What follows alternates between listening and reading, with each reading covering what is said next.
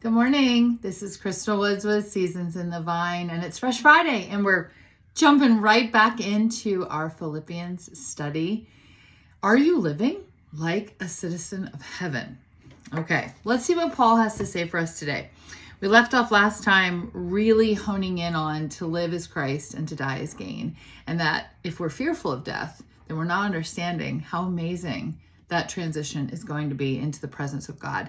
And that if we're not dead, we have work to do here, fruitful labor, just like the Apostle Paul. So let's get into the scriptures. We are in Philippians 1, and we're going to go 27 to 30 today. Just a little snippet. There's so much. Listen, guys, there's no other book on the planet that just one sentence can give you what the Bible gives you. There's just nothing like the Bible. And just a few verses radically changes who you are and how you think and what you do, all the things. All right, so verse 27. Only let your manner of life be worthy of the gospel of Christ, so that whether I come and see you or am absent, I may hear of you, that you are standing firm in one spirit, with one mind, striving side by side for the faith of the gospel. Do you see what I mean? One sentence. We're gonna have to take a minute to break this down. All right, let's do it.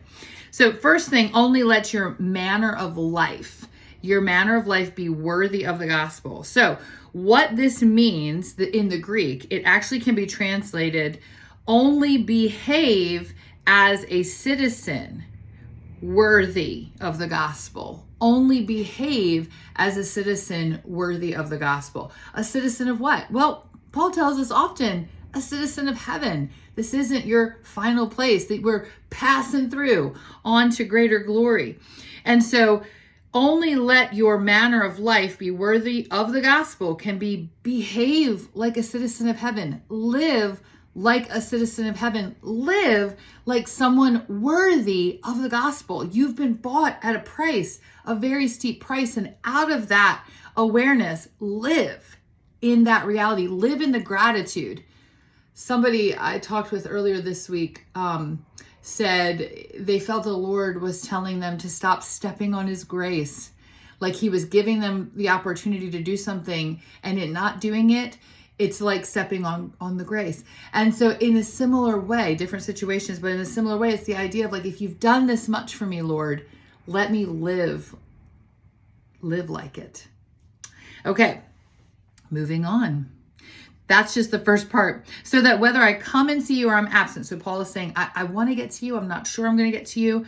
I may hear though. So what does he want to hear? That you are standing firm.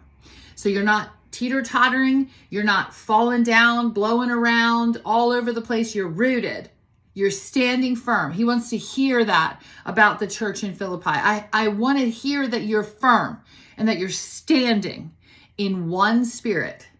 That they're firm and standing in one spirit with one mind, striving side by side for the faith of the gospel. Now that's not even where that sentence ended. That's just where the verse ended. So hold on. Let's just do that first part. So firm in one spirit and one mind. What is this speaking of? Unity. It's speaking of unity.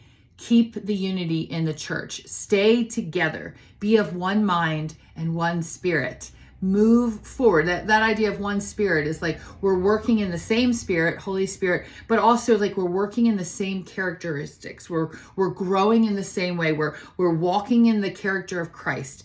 And so we're doing that together. That's the other part. Side by side, striving. So we're working hard side by side. What is side by side? That's proximity.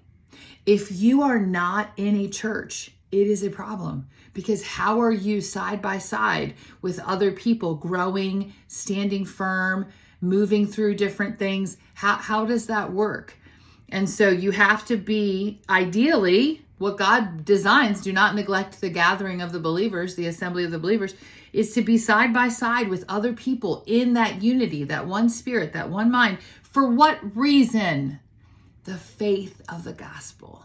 for the gospel, for other people to come and believe. That is the point of all of that. Wow. So let's keep going. This is where it gets really interesting. And that was just not even a full sentence. You see what I mean? The Bible is amazing. 28, and not frightened. So you're standing firm in one spirit and one mind, side by side together, not frightened. So we're not afraid of anything. Hold on. And not frightened in anything by your opponents.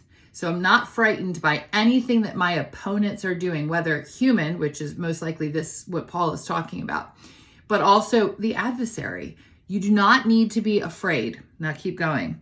This is a clear sign to them, meaning your opponents. When you're not afraid of the opposition, whatever form, human or spiritual, when you're not afraid, it sends a clear, loud message.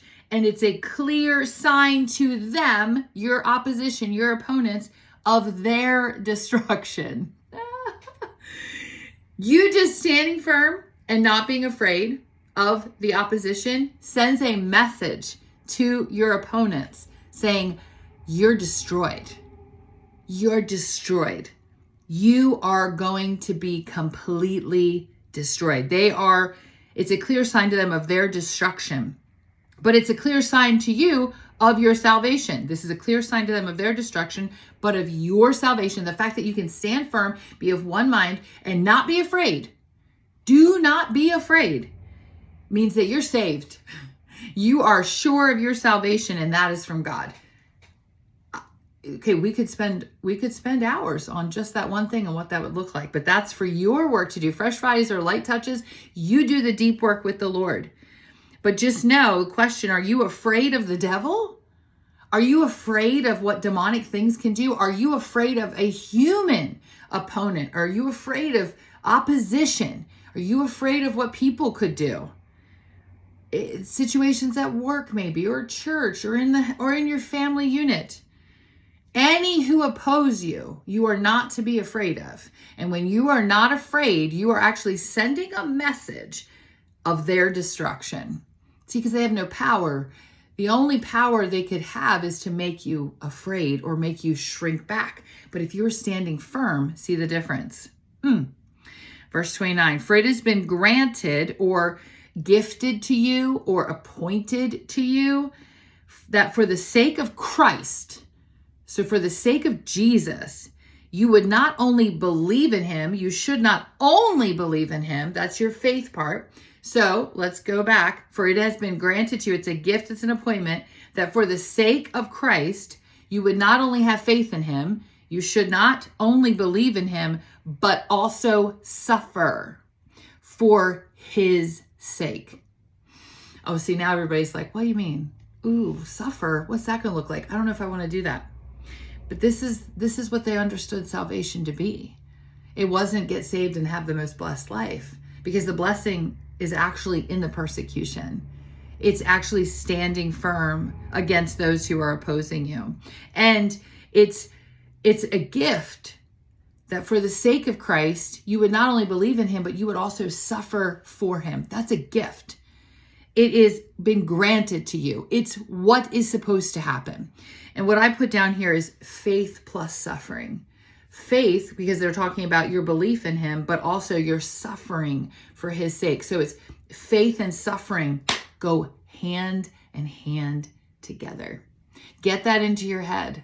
You need it with all the very loosey-goosey, easy-peasy teaching out there these days. It won't be enough in tribulation, friends. It won't. It won't be enough. Verse 30, engaged in the same conflict that you saw I had and now hear that I still have. So let's recap 29 and 30. For it has been granted to you that for the sake of Christ, you should not only believe in him, but also suffer for him and be engaged in the same conflict that you saw I had. This battle, this thing going on, this opposition, this persecution, and going forward. And now hear that I still have. I'm still dealing with this opposition.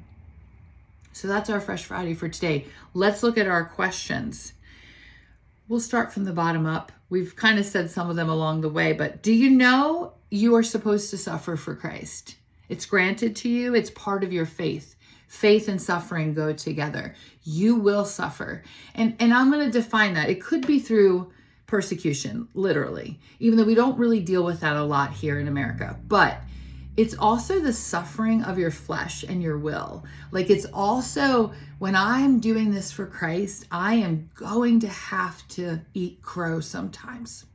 I'm going to have to go along with things and forgive and be compassionate and let go of bitterness when I don't want to. And you are going to feel like that is suffering. It's hard. So there's a persecution aspect to this, which is literally what Paul is talking about. But we can also just say, like, you know what? Following Jesus, bearing that cross is hard. It kills my flesh. I have to do that in order to really follow him. Number 2, are you afraid of the devil or any opposition? Is there anything going on that you find yourself fearful? Do not give the enemy that much power over you to make you afraid or to make you live in the horrors of what he does or what people do in their free will, sin nature, what people do. Because when you stand firm and are not afraid, you are sending a clear sign to them that they are going to be destroyed. Number 3, are you acting, behaving like a citizen of heaven? What does that look like? Are you living a life that is worthy of the gospel? Now, you could be in this all week, and I will be, and you will be too, probably. There's a lot in here in just a few short verses. A lot of meat to take in. Let it pierce your heart and your mind. Let your eyes see differently. Let him show you whatever he wants. And I'll see you next week.